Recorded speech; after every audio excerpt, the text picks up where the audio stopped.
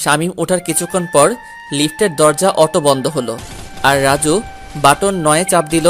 শামীম ভয় পেয়ে গেল আর লিফট তখন উপরে উঠতে থাকলো। শামীম মনে মনে দোয়া দরুদ পড়তে থাকলো। শামীম জীবনেও এমন করে কোনোদিন লিফটে ওঠে নাই। প্রায় মিনিট খানেক পরে তারা লিফট থেকে নামলো। সিঁড়ি আছে তবে সময় লাগবে বলে লিফটে করে এসেছে। তারপর বাসার ভেতরে ঢুকলো তারা। রুম, এখানে বাথরুমের সব কিছুই আছে। তুমি আগে গিয়ে ভিতরে ঢুকে ফ্রেশ হয়ে এসো, আমি বুয়াকে তোমার খাবার দিতে বলি, তারপর সবার সাথে পরিচয় করে দেবে। শামীম মাথা নাড়িয়ে হ্যাঁ বলল। তারপর শামীম রুমে ঢুকলো। রুমটা আগে থেকে সাজানো ছিল। একটা রুমে যা যা লাগে তার সব কিছুই আছে রুমের মধ্যে। শামীম রুমে এত কিছু দেখে অনেকটা অবাক হলো, কারণ এর আগে শামীম এমন রুম দেখে নাই। আর খাট, শামীম তো ওর জীবনেও খাটে থাকে নাই। আর এখানে যে খাট আছে, সোফা আছে, টিভি আছে, শোকেজ আছে, জানালা আছে, টেবিল, ড্রেসিং টেবিল, সব কিছুই আছে। শামীম এত কিছু দেখে মনে মনে ভাবতেছে সে স্বর্গে আছে নাকি, তাই সে তার হাতে চিমটি কাটলো। শামীম আর অত কিছু না দেখে ফ্রেশ হতে গেল তার ব্যাগ রেখে। ফ্রেশ হয়ে এসে শামীম একটা ভালো দেখে শার্ট আর প্যান্ট পরল, কিন্তু শামীমের শরীরের চেয়ে দুটোই অনেক বড় আর ঢিলা। আপনার সন্তানকে কোরআন এবং দিনের শিক্ষা দিন। শামীম বাইরে বের হয়, ডাইনিং টেবিলে বসে কাচের প্লেটে খাবার খেলো। এইরকম খাবার শামীম তার জীবনেও খায়নি, তাও আবার এমন আলিশানভাবে। খাওয়া শেষ হলে শামীমকে রাজু সোফাতে বসতে বলল।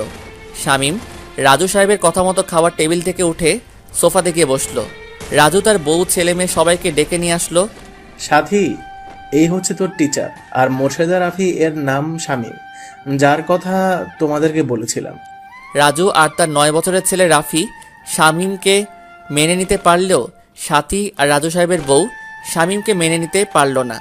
শামীমকে দেখে মা মেয়ে দুজনেই নাকে হাত দিয়ে চেপে ধরল। আপু, এই ছেলে তো আমাদের বাসার কাজের লোক হওয়ার যোগ্যতা রাখে না, আর তার কাছে কিনা আমি পড়বো? অসম্ভব আপু। তোমার কি কাণ্ডজ্ঞান বলতে কিচ্ছু নেই?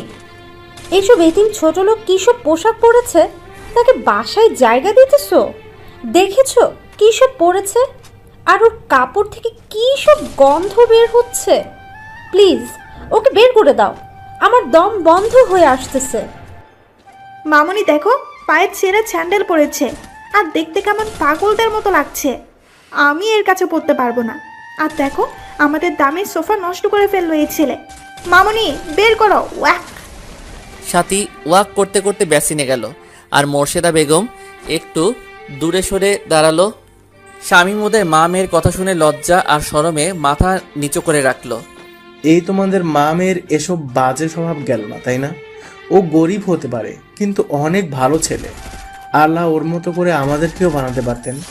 মানুষ হয়ে আরেকটা মানুষকে কেমন করে ঘৃণা করতে পারো তোমরা? এই হচ্ছে তোমার সমস্যা। এইসব ছেলের জায়গা এই বাসাতে হবে না।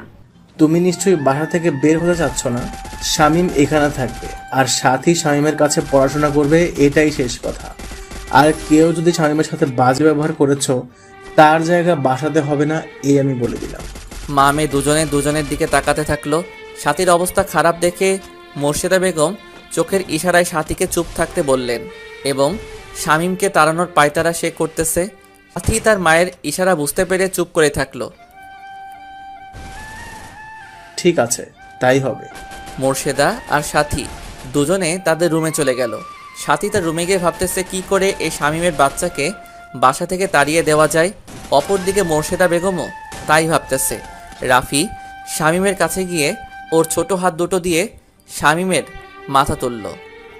ভাইয়া, তোমার কি মন খারাপ হয়েছে? ভাইয়া, মন খারাপ করো না, আম্মু আর আপু একটু খারাপ। ওদের কথায় কিছু মনে করো না তুমি শামীম। আর শোনো, কে কি বলে বলুক, কখনো বাসা ছেড়ে যাওয়ার কথা মুখেও তুলবে না বলে দিলাম। সত্যি বলতে এই শহরে যেমন ভালো মানুষ আছে, ঠিক ততগুলো খারাপ মানুষ আছে। সবাই তোমার মতো সহজ সোজা না। অন্য কেউ হলে এতক্ষণে ওদের মা মেয়ের কথা উত্তর দিয়ে দিত। না না সাহেব, আমি কিছুই মনে করি নাই। তাহলে রুমে গিয়ে ঘুমাও, সকালে আবার কথা হবে তোমার সাথে। শামীম মাথা নিচু করে রুমে গেল। তারপর ব্যাগ থেকে সব কাপড় বের করে আলনাতে রাখলো। শামীম সব কাজ শেষ করে বিছানায় গেল ঘুমাতে। শামীম বিছানাতে যাওয়ার পর দেখলো বিছানা অনেক নরম। এখন যদি বিছানায় গা হেলিয়ে দেওয়া যায় তো ঘুম ধরে যাবে। শামীম যখন বিছানায় শুয়ে পড়ল তখন তার মাদ্রাসার কথা মনে পড়ে গেল, বিশেষ করে মাদ্রাসা সুপার এবং দারোয়ান সালামের কথা। আজ শামীম তাদের থেকে অনেক দূরে। ওদের কথা ভাবতে গিয়ে শামীমের চোখে জল চলে আসলো। এখন কি তার বাবা মানে রহিম কি শামীমের কথা ভাবতেছে? শামীমের কথা কি তার মনে পড়তেছে, নাকি রহিমও শামীমের মতো করে কান্না করতেছে? শামীম ভাবতে পারে নাই কোনো একদিন তাদের ছেড়ে এত দূরে এসে তার থাকা লাগবে। পরের দিন ভোরবেলা ঘুম থেকে উঠে শামীম ফজরের নামাজ পড়ল। নামাজ শেষ করে শামীম দেখল ঘরের ভিতরে আরও একটা দরজা আছে। তাই শামীম কৌতূহল বশত দরজাটা খুলে দেখে ছোট একটা বারান্দা আর লোহার রড দিয়ে খাঁচার মতো ঘেরা, মানে এটা হচ্ছে ব্যালকনি। শামীম বাইরে তাকিয়ে দেখে অনেক বড় বড় বিল্ডিং, আর সব বিল্ডিং দেখতে অনেক সুন্দর লাগতেছে। এখন শামীমের ভাবনা হচ্ছে, একটা করে বিল্ডিংয়ের তো একটা করে পরিবার থাকে, তাহলে এত বড় বড় বিল্ডিং তৈরি অযথা টাকা নষ্ট করার কি দরকার আছে? একটা পরিবারে বাবা মা স্ত্রী সন্তান এরাই তো থাকে, তাহলে এত বড় বিল্ডিংয়ের কি দরকার? এসব নানা রকম কথা ভাবতেছে শামীম। তার সকালের পাখি দেখে উঠল। ধীরে ধীরে রাস্তায় মানুষ আর গাড়ি বের হতে থাকলো। শামীম আরও অবাক হয়ে গেল, এই শহরে এত রকমের গাড়ি, আর মাঝে মাঝে গাড়ি জ্যামের মধ্যে আটকে যাচ্ছে। মনে হচ্ছে এই বুঝি একটা গাড়ি আর একটা গাড়িকে লাগিয়ে দিবে। হঠাৎ রাজু সাহেবের ডাকে শামীম বাস্তবে ফিরে এলো। শামীম তার রুম থেকে ড্রয়িং রুমে গেল। দেখতে পেল সকলে সকালের নাস্তা করা নিয়ে ব্যস্ত। রাজু সাহেব শামীমকে নাস্তার টেবিলে বসতে বলল। শামীম যেই না নাস্তার টেবিলে বসতে যাবে, অমনি সাথী আর তার মা মোর্শেদা বেগম নাস্তার টেবিল থেকে উঠে গেল। রাজু সাহেব বুঝতে পারলেও তার স্ত্রী মেয়েকে থামালো না। খাওয়া শেষ করে রাজু শামীমকে নিয়ে মার্কেটে গেল। যাওয়ার পথে শামীম শুধু শহরের মানুষ, গাড়ি, রাস্তা, ভবন এসব দেখল। শামীম এখন বুঝতে পারল শহর আর গ্রামের মধ্যে পার্থক্য কী। আর শহরের মানুষগুলোকে দেখে বোঝা যাচ্ছে এখানে কেউ কারো আপন নয়, যে যার যার মতো করে ব্যস্ত। শামীমকে নিয়ে একটা মার্কেট থেকে কিছু শার্ট, প্যান্ট, জুতা, স্যান্ডেল শামীমকে কিনে দিল রাজু সাহেব। তারপর বাসায় চলে আসলো। শামীম যাও, এখান থেকে তোমার যেগুলো পছন্দ সেগুলো পরে আসো। শামীম বাধ্য ছেলের মতো গিয়ে সেখান থেকে শার্ট, প্যান্ট, স্যান্ডেল পরে আসলো। শামীমকে এবার এসব পোশাক পুরাই চেঞ্জ করে দিয়েছে। রাজু তার স্ত্রী মেয়েকে ডাক দিল। তারা শামীমকে দেখে অবাক হয়ে গেল। কিছুক্ষণ আগে যে ছেলেকে পাগলের মতো লাগছিল, এখন সেই ছেলে দেখি পুরাই হিরোর মতো লাগতেছে। সাথী, এবার ঠিক আছে তো? না আব্বু, ঠিক নাই। পোশাক বদলালেও তো আর মানুষের স্ট্যাটাস চাই না। চুপ করো বেয়াদব মেয়ে, যাও বই খাতা নিয়ে পড়ার টেবিলে বসো। এখন তোমাকে শামীম পড়াতে যাবে। আর শোনো, শামীমকে ভদ্রতার সহিত স্যার কথাটুকু বলবে, মনে থাকে যেন। সাথী আর ওর বাবার মুখের উপর কোনো কথাই বলতে পারল না। চুপচাপ পড়ার টেবিলে গিয়ে বসে পড়ল। কাজটা কি ঠিক করলে তুমি? একটা এতিম ছোট ঘরের ছেলের জন্য নিজের মেয়েকে এভাবে ধমক দিতে পারলে? বেশি কথা বলবে না বলে দিলাম। এতিমরা কি মানুষ না? তারা কি সমাজের 8-10টা মানুষের মতো চলাচল করতে পারে না? একটা এতিম ছেলের জন্য আমাকে রাগ দেখাচ্ছ? আর এই ছেলের জন্য কেন তুমি এত টাকা ব্যয় করতে গেলে? ও এখন সাথীর শিক্ষক, আর টাকা পয়সা কি কবর সাথে নিয়ে যাবে নাকি? শোনো, এখনো সময় আছে, নিজেকে বদলে ফেলো। শহরের ওই ইট পাথরের মতো হয়ে যেও না, তাহলে কিন্তু পস্তাতে হবে। শামীম মাথা নিচু করে সব কথা শুনতেছে। যখন মোর্শেদা বেগম এতিম কথাটা বলে, তখন মনে হয় শামীমের কলিজাটা ছিঁড়ে গেল। কেন? এতিম মানুষগুলো কি কারো ভালোবাসা পেতে পারে না? তাদের কি ইচ্ছে করে না ভালো পোশাক পরিধারণ করার? তারা কি একটু সুখের মুখ দেখতে পারে না? শামীম, তুমি ও ঘরে গিয়ে রাফিয়ার সাথীকে পড়াও। আর শোনো, কাল সকালে তোমার ভার্সিটি চিনিয়ে দেবো, তারপর একা একা যেও, বুঝলে? শামীম মাথা নাড়িয়ে হ্যাঁ জবাব দিল। তারপর সাথীর রুমে গেল। সেখানে গিয়ে দেখে সাথী বইয়ের উপর মাথা রেখে কি যেন চিন্তা করতেছে। শামীম রুমে ঢুকে সাথীকে সালাম দিল। তার প্রতি উত্তরে সাথী মুখের ভেঙচি কাটল। শামীম আর কোনো কিছু না বলে পড়ার টেবিলের পাশের চেয়ারে বসলো। আপনি কোন শ্রেণীতে পড়েন? কোন বিভাগে? মানবিক। আপনার কোন বইটাতে সমস্যা আমাকে বলুন, আমি তার সমাধান করে দিব। সমস্যা তো আপনি। মানে ঠিক বুঝলাম না। সব বইয়ে সমস্যা আছে আমার। তারপর শামীম এক এক করে সাথীর সবগুলো বই প্রথম থেকে শুরু করলো, কিন্তু বোঝা গেল সাথী মোটেও ভালো ছাত্রী না পড়াশোনার দিক দিয়ে। কোনো রকম শামীম সাথীকে বোঝানো শুরু করলো, আর সাথীও কিছুটা বুঝতে পারলো। তারপর রাফিকে পড়াতে শুরু করলো। রাফি ক্লাস 4-এ পড়ে, কিন্তু সাথীর থেকেও রাফি অনেক মেধাবী ছাত্র, তা শামীম বুঝতে পারলো।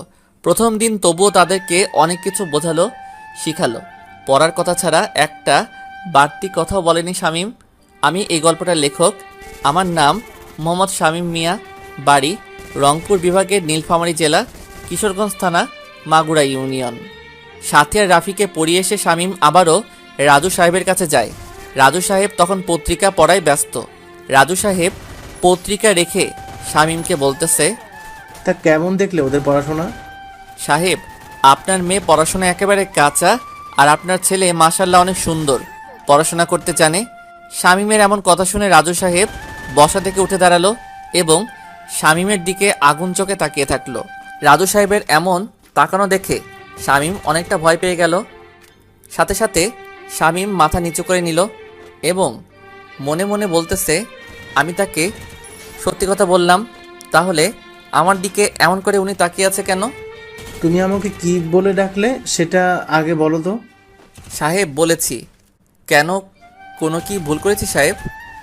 আর একবার যদি সাহেব বলেছ তো রহিমকে এক্ষুনি ফোন দিয়ে বলে দিব, বেটা আমাকে আঙ্কেল বলে ডাকবি, নয়তো চাচা বলে ডাকবি।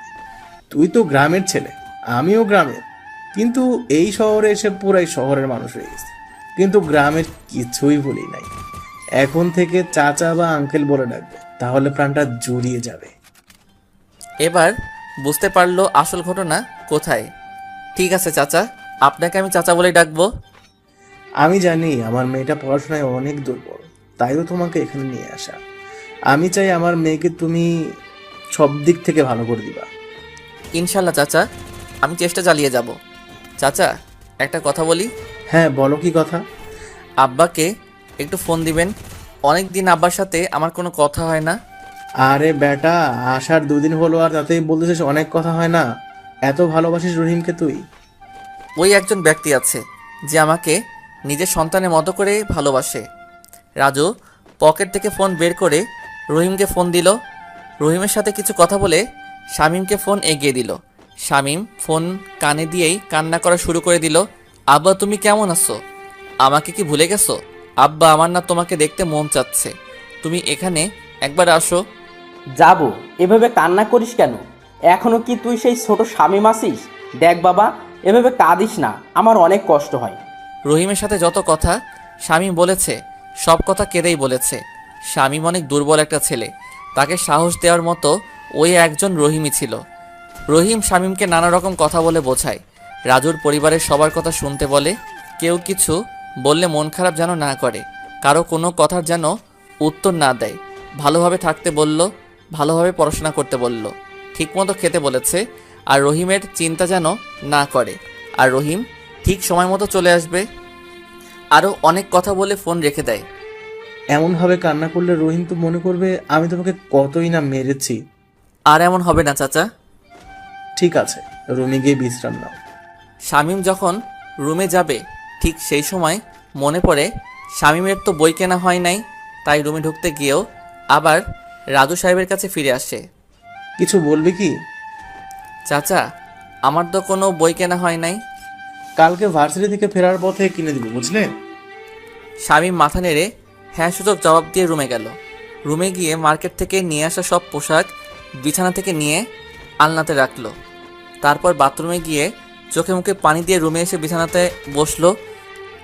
শামীম বিছানাতে বসে ভাবতে থাকে, দুনিয়ার মানুষগুলো কতই না বৈচিত্র্যময়, একজন ভালো তো দুজন খারাপ। এখানে মানুষের টাকা পয়সা পোশাক সব কিছু। শামীম ভাবে এতিমখানায় সে অনেক ভালো ছিল, ওখানে সবার সাথে মিশতে পারতো, থাকতে পারতো, আর এখানে যে যার সে তার। এখানে বোঝা গেল আপন ছাড়া পর মানুষ কখনোই ভালো হয় না। হঠাৎ শামীমের রুমে রাফি চলে আসে। ভাইয়া চলো, বাইরে গিয়ে খেলবো, আমার বন্ধুগুলো নিচে আছে। এখানে তো কোথাও খেলার জায়গা নাই ভাই। বাসার নিচে যে ফাঁকা জায়গা আছে সেখানে। শামীম আর কোনো কথা না বলে রাফিসহ নিচে চলে আসলো। এসে